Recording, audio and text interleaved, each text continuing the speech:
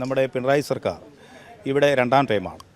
അവർ ആദ്യത്തെ ടൈം അധികാരം ഏറ്റെടുക്കുമ്പോൾ നമുക്കറിയാം ഏകദേശം 3.5 ലക്ഷം കോടി രൂപയോളം കടമുണ്ടായിരുന്ന ഒരു സംസ്ഥാനം അത് വളർത്തി വലുതാക്കി ഏകദേശം 6 ലക്ഷം കോടി രൂപയിലേക്ക് ഉയർത്തി.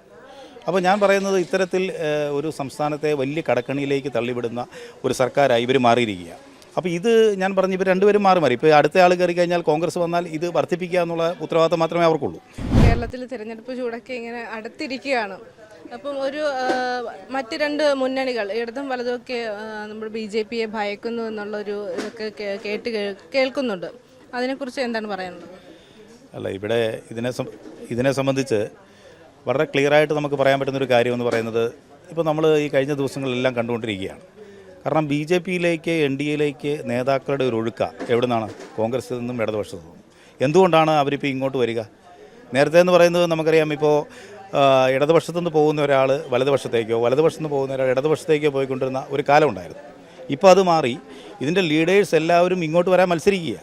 ഇപ്പോൾ അപ്പുറത്ത് നിൽക്കുന്ന ആളുകളെ വരെ പിടിച്ചു നിർത്തിയിരിക്കുക. അവിടെ വലിയ നേതാക്കളെ വരെ അവരെപ്പോൾ വേണമെങ്കിലും ഇങ്ങോട്ട് വരാവുന്നൊരു കാലാവസ്ഥയാണ് കേരളത്തിലുള്ളത്. അത് സൂചിപ്പിക്കുന്നത് കേരളത്തിൽ ഇപ്പോൾ ഇവിടെ രാജീവ്ജിയും അതുപോലെ തന്നെ നമ്മുടെ രാജ്യത്ത് നരേന്ദ്രമോദിജിയും ഉയർത്തി കാണിക്കുന്നൊരു വികസനത്തിൻ്റെ രാഷ്ട്രീയം അത് ഉൾക്കൊള്ളുന്നൊരു വലിയ ജനസമൂഹം ഇന്ന് കേരളത്തിലുണ്ട്. അതുകൊണ്ടാണ് ഈ പറയുന്ന പ്രതിപക്ഷ കക്ഷികളും അതുപോലെ തന്നെ ഈ ഭരണകക്ഷിയുമൊക്കെ ആളുകൾ ഇന്ന് ഇങ്ങോട്ട് ഒഴുകിയെത്തുക. അപ്പോൾ അതിൽ തന്നെ നിങ്ങളുടെ ചോദ്യത്തിന് ഉത്തരമുണ്ടെന്നാണ് ഞാൻ കരുതുക.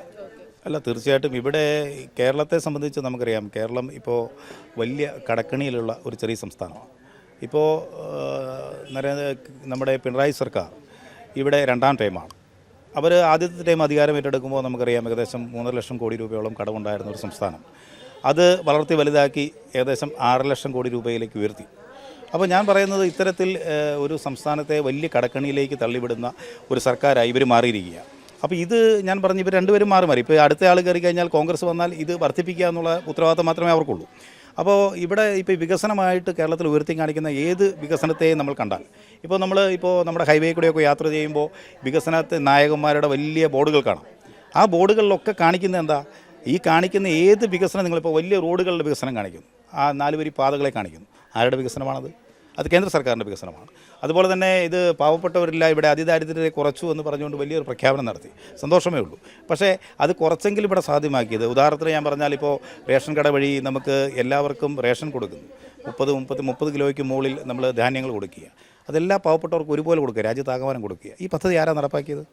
ഈ പദ്ധതി നടപ്പാക്കിയ കേന്ദ്ര സർക്കാരാണ്. ഞാൻ പറയുന്നത് ഇത്തരത്തിൽ കേന്ദ്ര സർക്കാർ നടപ്പാക്കുന്ന പദ്ധതികളെ മാത്രം ഉയർത്തിക്കാണിക്കാവുന്ന തരത്തിലേക്ക് കേരളത്തിലെ ഈ ഭരണപക്ഷവും പ്രതിപക്ഷവും ഇപ്പോൾ മാറിയിരിക്കുക. ഇപ്പോൾ നിങ്ങൾ ന്യൂനപക്ഷത്തെക്കുറിച്ച് ചോദിച്ചു. ഈ ന്യൂനപക്ഷത്തെ സംബന്ധിച്ച് ഇത്തരത്തിൽ ന്യൂനപക്ഷ പദ്ധതികൾ, കേന്ദ്രാവിഷ്കൃത പദ്ധതികൾ, എത്രയോ പദ്ധതികൾ ഈ രാജ്യത്ത് നടപ്പാക്കുന്നതിൻ്റെ ഭാഗമായി കേരളത്തിലും കൊണ്ടുവന്നിട്ടുണ്ട്. പക്ഷേ അതൊക്കെ കൃത്യമായി നടപ്പാക്കുന്ന വിഷയത്തിൽ, അല്ലെങ്കിൽ അത് കൃത്യമായ സമയാധിഷ്ഠിതമായി കാര്യങ്ങൾ നടപ്പാക്കുന്ന കാര്യത്തിൽ ഈ സർക്കാർ ഒരു പൂർണ്ണ പരാജയമാണ്. ഇവരെപ്പോഴും സ്വന്തമായിട്ട് ഈ ഉള്ള കാര്യങ്ങൾ നടത്താൻ വ്യക്തി കേന്ദ്രീകൃത സംവിധാനങ്ങളിലേക്ക് ഉള്ള അഴിമതി കേന്ദ്രീകൃത സംവിധാനങ്ങളിലേക്ക് മാത്രമായി ചുരുങ്ങുന്ന ഒരു കാഴ്ചയാണ് കേരളം കണ്ടുകൊണ്ടിരിക്കുന്നത്. അതുകൊണ്ട് തന്നെയാണ് ഞങ്ങളിപ്പോൾ ഇവിടെ ഈ വികസന രാഷ്ട്രീയത്തിനും ഈ BJPക്കും അതുപോലെ BJP നേതൃത്വം കൊടുക്കുന്ന NDAയ്ക്കുമൊക്കെ ഈ കേരളത്തിൽ നിന്ന് പ്രസക്തിയുള്ളത്. അപ്പോൾ ഈ മൈനോറിറ്റിയുടെ ഇടയിലെ ഈ ഒരു NDAയുടെ സ്വാധീനം എങ്ങനെയാണ്? മൈനോറിറ്റീസ് നമുക്കറിയാമല്ലോ, ഇപ്പോൾ കേരളത്തിൽ ഒരു കാലഘട്ടത്തിൽ ഇപ്പോൾ രാജ്യത്താകമാനവും ഇപ്പോൾ പ്രതിപക്ഷ കക്ഷികളും അതുപോലെ ഭരണപക്ഷം, അതായത് കോൺഗ്രസും ഇടതുപക്ഷവും ഒക്കെ രാജ്യത്താകമാനം പറഞ്ഞുകൊണ്ട് കിടന്നത് ന്യൂനപക്ഷങ്ങൾ BJPയിലേക്ക് അടുക്കരുത്, ഇത് വർഗീയ പാർട്ടിയാണ്, ഇവിടെ വന്നാൽ ഭയങ്കര കുഴപ്പങ്ങളുണ്ടാകുന്ന രാജ്യത്ത് മുഴുവൻ പറഞ്ഞു കിടന്നു. പക്ഷേ ഇപ്പോൾ നമുക്കറിയാം ഈ രാജ്യത്ത് ഏറ്റവും കൂടുതൽ ന്യൂനപക്ഷ കേന്ദ്രീകൃത സംസ്ഥാനങ്ങൾ ഭരിക്കുന്നത് ഇന്ന് BJP നേതൃത്വം കൊടുക്കുന്ന NDAയാണ്. എത്രയോ സംസ്ഥാനങ്ങൾ അത് തുടർച്ചയായിട്ട് ഭരിക്കുക, 2ഉം 3ആം തവണയ്ക്ക് മന്ത്രിക്ക് സംസ്ഥാനങ്ങളുണ്ട്. അതുപോലെ തന്നെ ഏറ്റവും കൂടുതൽ MLAമാർ, ക്രിസ്ത്യൻ MLAമാരുള്ളത് എവിടെയാണ്? ക്രിസ്ത്യൻ MLAമാരുള്ളത് നമുക്കാണ്, BJPയിലാണ്. അതുപോലെ ഏറ്റവും കൂടുതൽ ക്രിസ്ത്യൻ മന്ത്രിമാർ ഉള്ളത് നമുക്കാണ്. അപ്പോൾ ഞാൻ പറയുന്നത് ചെറിയ കാര്യമല്ല. ഈ രാജ്യത്ത് ന്യൂനപക്ഷങ്ങളെ എതിർക്കുന്നു എന്ന് പറയുന്ന, അല്ലെ ന്യൂനപക്ഷങ്ങളെ പീഡിപ്പിക്കുന്നു എന്ന് പ്രതിപക്ഷ കക്ഷികൾ ആരോപണം ഉന്നയിക്കുന്ന ഒരു പാർട്ടി ഏറ്റവും കൂടുതൽ ന്യൂനപക്ഷങ്ങളെ സംരക്ഷിക്കുകയും ഏറ്റവും കൂടുതൽ ന്യൂനപക്ഷ സംസ്ഥാനങ്ങൾ ഭരിക്കുകയും ഏറ്റവും കൂടുതൽ ന്യൂനപക്ഷ MLAമാരും മന്ത്രിമാരുമുള്ള ഒരു പാർട്ടിയായി മാറിയിരിക്കുന്നു എന്നുള്ളത് കേരളത്തിലെ ജനങ്ങൾ തിരിച്ചറിഞ്ഞു. അതുകൊണ്ടാണ് ഇപ്പോൾ നമുക്ക് പറയുന്നത്, ഇപ്പോൾ സുരേഷ് ഗോപി അടക്കമുള്ള ആളുകൾ ഇപ്പോൾ തൃശ്ശൂർ ജയിച്ചു വന്നതുപോലെ കേരളത്തിൽ വലിയ അത്ഭുതങ്ങൾ സംഭവിക്കും. എത്രയോ ക്രിസ്ത്യൻ ലീഡേഴ്സാണ് ഇപ്പോൾ നമുക്ക് ഇവിടെ ഈ കേരളത്തിൽ ഇപ്പോൾ മത്സരിക്കുക. എണ്ണം പറഞ്ഞ ആളുകൾ മത്സരിക്കുക. നിങ്ങൾക്കറിയാം, പേരെടുത്ത് ഞാൻ പറയുന്നില്ല, എണ്ണം പറഞ്ഞ ആളുകൾ മത്സരിക്കുക. എന്തുകൊണ്ടാണ് അവർ മുന്നോട്ട് വന്നിരിക്കുന്നത്? കാരണം മൈനോറിറ്റീസ്, ന്യൂനപക്ഷങ്ങൾ, ക്രിസ്ത്യൻ, മുസ്ലിം വിഭാഗങ്ങൾ നമ്മളോട് അടുത്തുകൊണ്ടിരിക്കുക. അതുകൊണ്ടാണ്. അപ്പം ഈ പാർട്ടിയോട് അടുക്കുമ്പോൾ തന്നെ മറ്റുള്ളവർക്ക് അതൊരു ഭയം നൽകുന്നില്ലേ? അല്ല, തീർച്ചയായും അതുണ്ടാവും. കാരണം അത് പക്ഷേ എത്ര കാലം നമുക്ക് ഒരു സത്യത്തെ മൂടി വെക്കുവാൻ കഴിയും? ഇപ്പോൾ നമ്മൾ ഇവിടെ ഈ വികസനം വരുമ്പോഴും ആ വികസനത്തെ ഇവർ ഒരു സമയത്ത് അതിൻ്റെ പേരുകൾ മാറ്റിക്കൊണ്ട് ഇവർക്ക് അനുകൂലമായി മാറ്റുന്ന ഒരു തന്ത്രം കൊണ്ടുവന്നു. അതിനുശേഷം ഇപ്പോൾ നമുക്ക് തൊഴിലുറപ്പ് പദ്ധതി കേന്ദ്ര ഗവൺമെൻറ് പദ്ധതിയായിരുന്നു. ആ പദ്ധതി ഉണ്ടായിരുന്നപ്പോൾ അത് കണ്ടുപിടിച്ചതും നടപ്പാക്കിയതും ഇടതുപക്ഷ സർക്കാരാണെന്ന് പറഞ്ഞൊരു ട്രെൻഡ് കൊണ്ടുവന്നു. അതുപോലെ നമ്മൾ ഇപ്പോൾ ഇവിടെ ഈ റേഷൻ്റെ കാര്യം ഞാനിപ്പോൾ സൂചിപ്പിച്ചു. അത് ഇവരെന്തോ കൊടുക്കുന്ന രീതിയിലാണ് ഇവർ തരത്തിൽ അവതരിപ്പിക്കുക. അപ്പോൾ ഞാൻ പറഞ്ഞു, ഇത്തരത്തിൽ മറ്റുള്ള അതായത് കേന്ദ്ര സർക്കാർ നടപ്പാക്കുന്ന പദ്ധതികളെ ഒന്നെങ്കിൽ തടയുക. ഇപ്പോൾ നമുക്കറിയാം, ഇപ്പോൾ ഇവിടെ ഈ ഏറ്റവും പ്രായമായവർക്ക് 70 വയസ്സ് കഴിഞ്ഞവർക്ക് വേണ്ടിയുള്ള ഒരു ഹെൽത്ത് ഇൻഷുറൻസ് പദ്ധതി കൊണ്ടുവന്നു. 5 ലക്ഷം രൂപ അവർക്ക് മെഡിക്കൽ ഇൻഷുറൻസ് കിട്ടുന്നതാണ്. വളരെ മനോഹരമായൊരു പദ്ധതി. രാജ്യത്ത് ലോകത്ത് ഒരിടത്തും നടപ്പാക്കാത്ത പദ്ധതി. 70 വയസ്സ് കഴിഞ്ഞ ഹൈ റിസ്ക്കാണ്. അപ്പോൾ അവർക്ക് വേണ്ടിയുള്ള പദ്ധതി നടപ്പാക്കി ആ പദ്ധതി കൊണ്ടുവന്നപ്പോൾ അത് നടപ്പാക്കാത്തൊരു സർക്കാരാണ് ഇവിടെ. അപ്പോൾ എന്തുകൊണ്ടാണ് നടപ്പാക്കാത്തത്? അവർ പേടിച്ചിട്ടാണ്. കാരണം ഇതൊക്കെ കൊണ്ടുവന്നാൽ നരേന്ദ്രമോദിജി ജനകീയനാകുന്നു, വ്യക്തി കേന്ദ്രീകൃതമായ വികസന പദ്ധതികൾ നടപ്പിലാക്കുന്നു എന്നുള്ളതിനെ പേടിച്ചുകൊണ്ട് മാറ്റി നിർത്തി. പക്ഷേ ഇത് എത്ര കാലം മാറ്റി നിർത്താൻ കഴിയില്ല. അപ്പം അതിൻ്റെ ഒരു എന്താ പറയുക പ്രതിഫലനമാണ് ഇനി നമുക്ക് ഈ ഇലക്ഷനിൽ കാണാൻ കഴിയുക. തീർച്ചയായും ഞങ്ങൾക്ക് ആത്മവിശ്വാസമുണ്ട്.